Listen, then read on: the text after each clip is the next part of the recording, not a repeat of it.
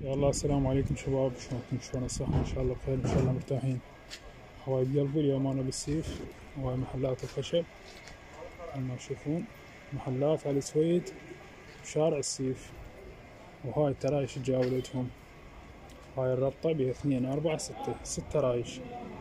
هاي التريشة تطلع ب1500. هاي ترى الجو معدل ومرتب، شوفوا شغله ما شاء الله، يعني التشريح مالته القص فاولة شغله كلش حلو. هاي تستعمل للأقفاص، تمام. شوف الثخن مالته كله مرتب من هذا الجو الزين. شلون هذا كلهن للبيع.